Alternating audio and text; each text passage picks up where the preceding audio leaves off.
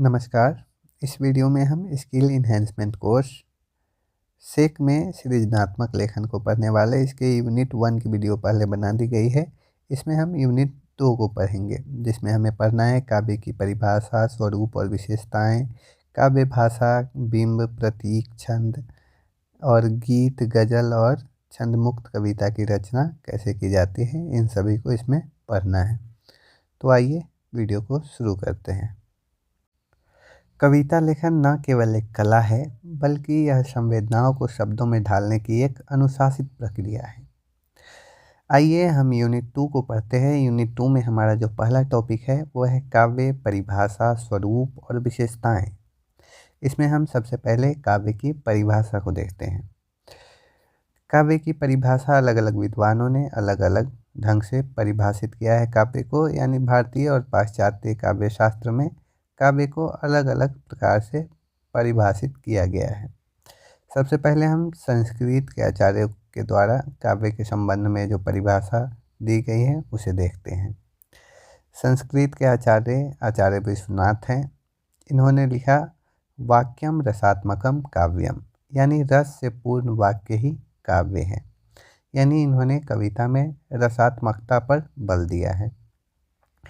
इसके बाद पंडित राज जगन्नाथ कहते हैं रमणीयार्थ प्रतिपादक शब्द काव्यम, यानी रमणीय अर्थ का प्रतिपादन करने वाले शब्द काव्य कहलाते हैं। फिर आचार्य भामह का मानना है शब्दार्थों सहितो काव्यम, यानी शब्द और अर्थ का सहित भाव ही काव्य है। आधुनिक हिंदी साहित्य में अगर कविता की परिभाषा को देखें तो आचार्य रामचंद्र शुक्ल का कहना है कविता वह साधन है जिसके द्वारा शेष सृष्टि के साथ मनुष्य के रागात्मक संबंध की रक्षा और निर्वाह होता है। उन्होंने कविता को हृदय की मुक्तावस्था कहा है। जयशंकर प्रसाद का मानना है कि काव्य आत्मा की संकल्पनात्मक अनुभूति है जिसका संबंध विश्लेषण, विकल्प या विज्ञान से नहीं है। सुमित्रानंदन पंत कहते हैं कविता हमारे परिपूर्ण क्षणों की वाणी है। तो इस प्रकार अलग अलग भारतीय साहित्य में अलग अलग परिभाषाएं दी गई। अगर हम पाश्चात्य साहित्य की बात करें तो पाश्चात्य साहित्य में एक पाश्चात्य कवि हुए विलियम वर्ड्सवर्थ। उन्होंने कविता के संदर्भ में कहा कि शांति के समय में स्मृत भावों का सहज उच्छलन कविता है। उसी प्रकार पाश्चात्य में एक और विद्वान हुए टी.एस. इलियट यानी थॉमस स्टर्न्स इलियट। उन्होंने कहा कि कविता भावों का विस्फोट नहीं, यह भाव से पलायन है। तो इस प्रकार अलग अलग विद्वानों ने कविता को अलग अलग रूप में परिभाषित किया है। अब हम कविता के रूप को देखते हैं, यानी काव्य के स्वरूप को देखते हैं।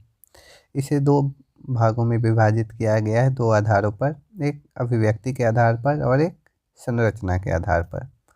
अभिव्यक्ति के आधार पर इसे मुख्य रूप से दो भागों में विभाजित किया जाता है, पद्य काव्य और गद्य काव्य। तीसरा भी जब ये दोनों का मिश्रित रूप देखने को मिलता है तो उसे चंपू काव्य कह दिया जाता है। फिर संरचना के आधार पर मुक्तक और प्रबंध काव्य के रूप में इसे विभाजित किया गया है। तो हम सबसे पहले पद्य काव्य देखते हैं। छंद से बद्ध काव्य, जहाँ निर्धारित मात्रा, वर्ण और लय होते हैं, वे पद्य काव्य कहलाते हैं। पद्य काव्य परंपरागत हिंदी साहित्य का मुख्य रूप माना जाता है। इसमें दोहा, चौपाई, सवैया, हरिगीतिया आदि छंदों का प्रयोग किया जाता है। गद्य काव्य की बात करें तो इसमें गद्य की संरचना में काव्यात्मक भाव प्रवाह देखने को मिलता है। इसमें छंद की अनिवार्यता नहीं होती, किंतु भावनात्मकता, कल्पना और सौंदर्यबोध काव्य के समान होता है, जैसे कि गद्य काव्य और काव्यात्मक निबंध आदि इसके उदाहरण हैं। फिर चंपू काव्य मैंने आपको बताया, जब गद्य और पद्य दोनों का मिश्रित रूप देखने को मिलता है, जहाँ गद्य के कथ्य को पद्य द्वारा सजाया जाता है, तो वे चंपू काव्य कहलाते हैं। संरचना के आधार पर मुक्तक और प्रबंध काव्य, इसके दो भेद हुए। मुक्तक को देखें तो एक या कुछ पंक्तियों में स्वतंत्र भाव निष्पत्ति मुक्तक कहलाता है। इसमें प्रत्येक श्लोक, दोहा या सवैया स्वतंत्र अर्थ रखता है अपना और अन्य पंक्तियों पर आश्रित नहीं होता। उदाहरण के तौर पे दोहा, कविता की मुक्त पंक्तियाँ, गज़लें, जिसका अपना स्वतंत्र अर्थ हो वे मुक्तक कहलाते हैं। फिर प्रबंध काव्य है जिसमें परस्पर संबंध प्रसंगों में विस्तृत रचना होती है, यानी बहुत बड़ी रचना होती है, जैसे रामायण महाभारत है। फिर रश्मि रथी आदि जो काव्य संग्रह है, इसमें एक विस्तृत रचना होती है यह परस्पर संबंध प्रसंगों के साथ, जहाँ संपूर्ण ग्रंथ एक सुसंबद्ध कथा वस्तु प्रस्तुत करता है। उदाहरण के लिए महाकाव्य, खंड काव्य, आख्यान काव्य आदि। शुक्ल जी का कथन है कि यदि प्रबंध काव्य एक विस्तृत वनस्थली है तो मुक्तक एक चुना हुआ गुलदस्ता है। यानी प्रबंध काव्य बड़ा काव्य होता है और उसी का एक छोटा हिस्सा मुक्तक कहलाता है, जिसका अपना स्वतंत्र अर्थ होता है। इस प्रकार हमने काव्य के स्वरूप को देखा, जिसे दो आधार पर विभाजित किया गया था, अभिव्यक्ति के आधार पर और संरचना के आधार पर। इसके बाद हम कविता की विशेषताओं को देखते हैं कि काव्य की क्या विशेषताएं हैं। काव्य केवल शब्दों का विन्यास नहीं बल्कि अनुभूति, सौंदर्य और रस की सजीव अभिव्यक्ति है। काव्य को अन्य साहित्यिक विधाओं से अलग पहचान देने वाली उसकी कुछ मूल और अनिवार्य विशेषताएं हैं जो मैं आपको बताता हूँ। सबसे पहला है रसात्मकता। रस ही काव्य की आत्मा है। आचार्य विश्वनाथ, जैसा कि पहले भी मैंने आपको बताया, वे कहते हैं वाक्यम रसात्मकम काव्यम, यानी रस से पूर्ण वाक्य ही काव्य कहलाता है। काव्य का उद्देश्य पाठक या श्रोता के हृदय में श्रृंगार, करुण, वीर, शांत आदि रसों की अनुभूति कराना है। रस के बिना काव्य शब्दों का ढांचा मात्र रह जाता है। दूसरी विशेषता है भावनात्मकता, यानी इमोशनल इंटेंसिटी। काव्य में भावना तर्क से अधिक प्रभावशाली होती है। कवि अपने हृदय की अनुभूति को शब्दों में ढालता है, जिससे पाठक भावनात्मक स्तर पर उससे जुड़ जाता है। कविता पहले अनुभूति होती है, बाद में अभिव्यक्ति, यानी कवि पहले उसे अनुभव करता है, फिर उसके बाद उसे कविता के माध्यम से अभिव्यक्त करता है, यानी कविता के केंद्र में भाव रहता है। इसकी तीसरी विशेषता है शब्द और अर्थ की कल्पनात्मकता, यानी काव्य में शब्द साधारण अर्थ नहीं देते बल्कि सौंदर्य, संकेत और व्यंजना उत्पन्न करते हैं। आचार्य मम्मट ने दोष रहित और गुण युक्त और अलंकृत शब्द रचना को काव्य का आधार माना है। काव्य भाषा के संबंध में उन्होंने कहा कि यह चयनित काव्य भाषा होनी चाहिए, एक विशिष्ट काव्य भाषा होनी चाहिए जो संगीतात्मक होती है और गहन अर्थ रखने वाली भाषा होनी चाहिए। इसके बाद काव्य की विशेषता है ध्वनि और व्यंजना, यानी काव्य का सौंदर्य केवल कहे गए अर्थ में नहीं बल्कि सांकेतिक और व्यंजित अर्थ में भी होता है। ध्वनि काव्य जो बहुअर्थी और गूढ़ बनती है, जो कहा नहीं गया वही कविता का प्राण होता है। यानी हम कहते किसी और शब्द को कहते हैं लेकिन उसका अर्थ कुछ और प्रतिबिंबित होता है, प्रतीकात्मक प्रयोग किया जाता है। यह काव्य की विशेषता है। फिर बिंबात्मकता है, यानी काव्य में भावों को चित्रों के माध्यम से प्रस्तुत किया जाता है। बिंब पाठक की कल्पना को सक्रिय करता है और कविता को सजीव बनाता है। उदाहरण के लिए दृश्य बिंब, श्रव्य बिंब, स्पर्श बिंब, गंध, स्वाद आदि बिंब है। जो बिंब जो है वो काव्य को देखने और सुनने योग्य बनाते हैं। यानी कभी कुछ कहता है तो हमारे जो मानस पटल पे जो चित्र बनते हैं वही बिंब कहलाते हैं। जब हम किसी चीज़ को देखते हैं, देखने की अनुभूति करते हैं तो दृश्य बिंब, सुनने की अनुभूति करते हैं तो वे श्रव्य बिंब। इस प्रकार से बिंब का निर्माण काव्य में किया जाता है। फिर प्रतीकात्मकता है। काव्य में अनेक बार कोई वस्तु अपने सीधे अर्थ के बजाय व्यापक भाव का संकेत कराती है। जैसे दीपक का प्रयोग ज्ञान के लिए या फिर आशा के लिए किया जाता है। नदी का प्रयोग किसी प्रवाह के लिए, जीवन धारा के लिए किया जाता है। अंधकार अज्ञानता का प्रतीक है। तो इस तरह से प्रतीकात्मक प्रयोग काव्य में देखने को मिलता है। तो यह इसकी विशेषता है। फिर इसके बाद 7वां विशेषता है लय और संगीतात्मकता, यानी कविता में लय अनिवार्य तत्व है, चाहे वह छंदबद्ध हो या छंदमुक्त। छंद, तुक, यति ये बाह्य लय कहलाते हैं और शब्द क्रम, विराम, पुनरावृत्ति ये आंतरिक लय माने जाते हैं। लय कविता को स्मरणीय और प्रभावी बनाती है। इसके बाद 8वीं विशेषता है संक्षिप्तता या सघनता, यानी काव्य कम शब्दों में अधिक अर्थ प्रकट करता है, यानी एक छोटी पंक्ति भी व्यापक जीवन सत्य कह सकती है।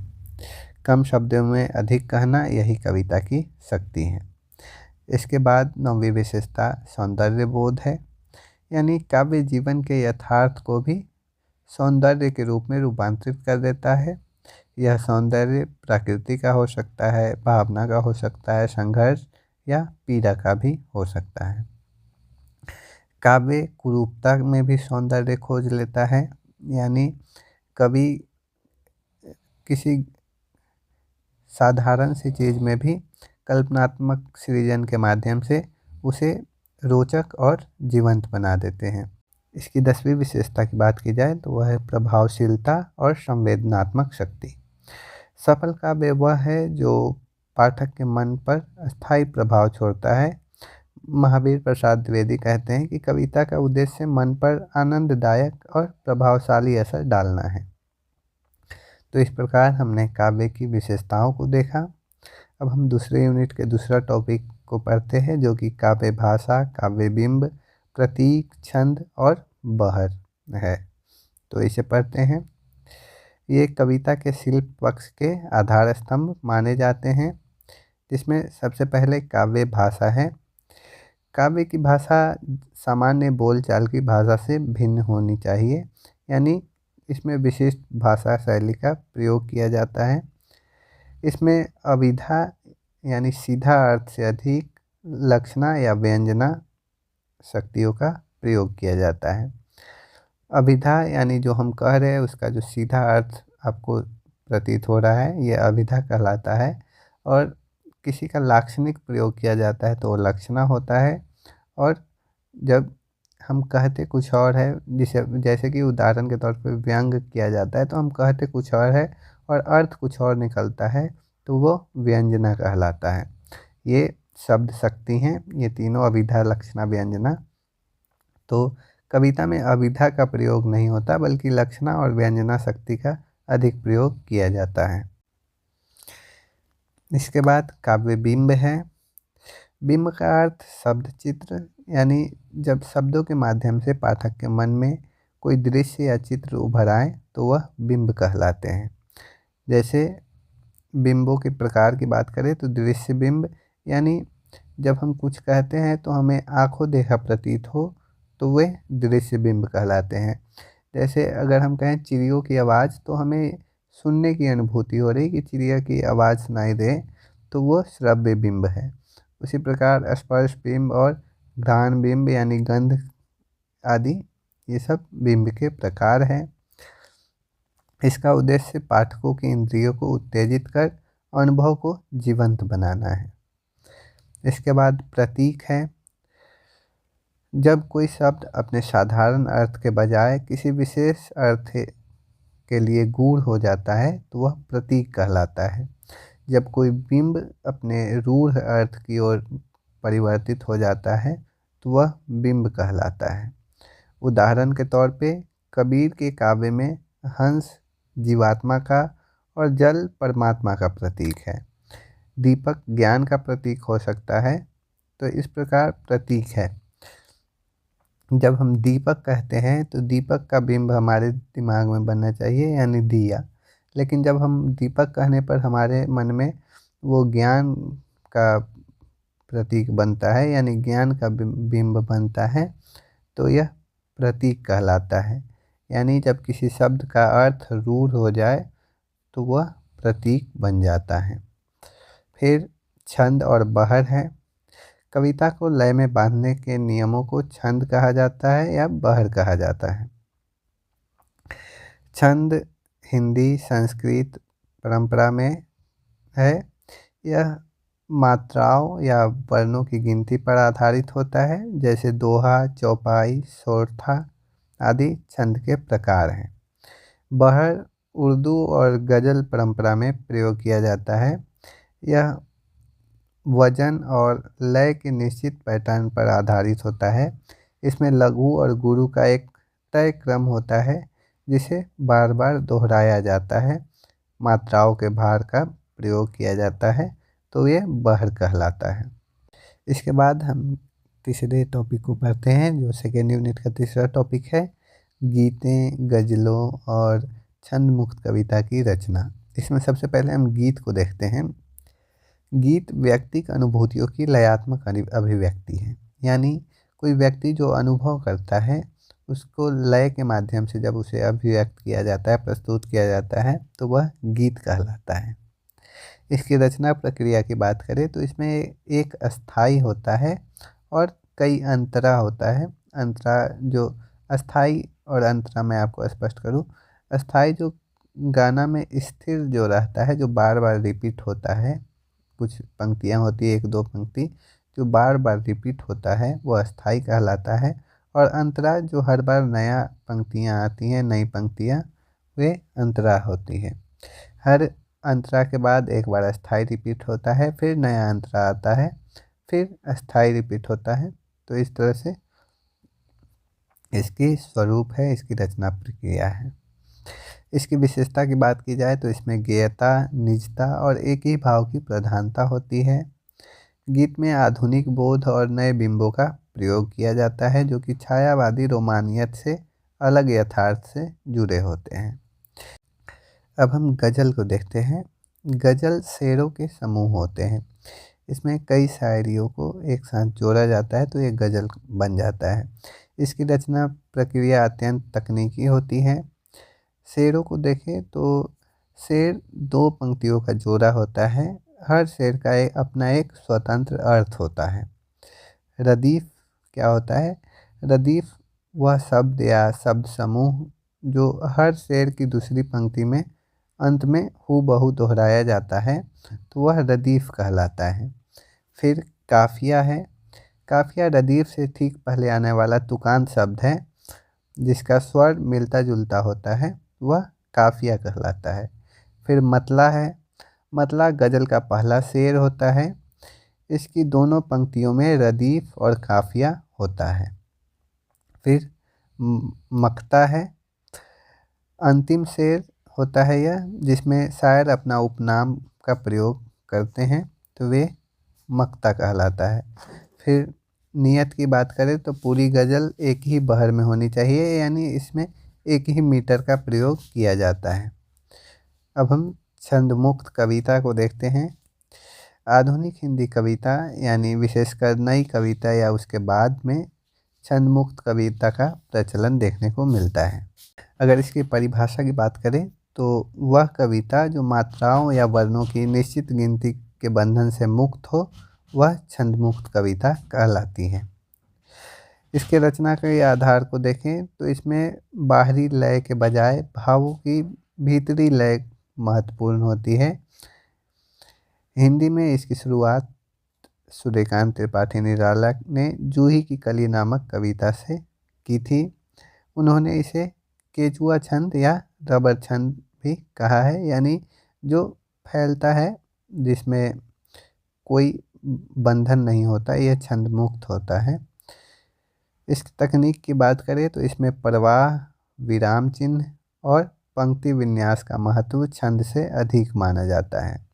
यह गद्य के करीब होता है, लेकिन इसमें अपनी सघनता और बिंबों के कारण यह कविता कहलाता है। तो इस प्रकार हमने छंद मुक्त कविता को देखा, गज़ल को देखा, गीत को देखा। उससे पहले हमने छंद, बहर, बिंब, प्रतीक आदि को पढ़ा। उससे पहले मैंने आपको कविता के स्वरूप और कविता की परिभाषा और कविता की विशेषता को बताया। तो इस तरह से यूनिट 2 यहाँ पे समाप्त होता है। आशा करता हूँ इस वीडियो में जो बातें बताई गई वो आपको समझ में आ गई होंगी। यूनिट 1 की वीडियो पहले बना दी गई है, यूनिट 3 और यूनिट 4 इसके बाद वीडियो आ जाएंगी, जो कि सभी हमारे चैनल पर प्लेलिस्ट में आपको मिल जाएंगे, तो आप वहां से देख सकते हैं। मिलते हैं अगली वीडियो में। धन्यवाद।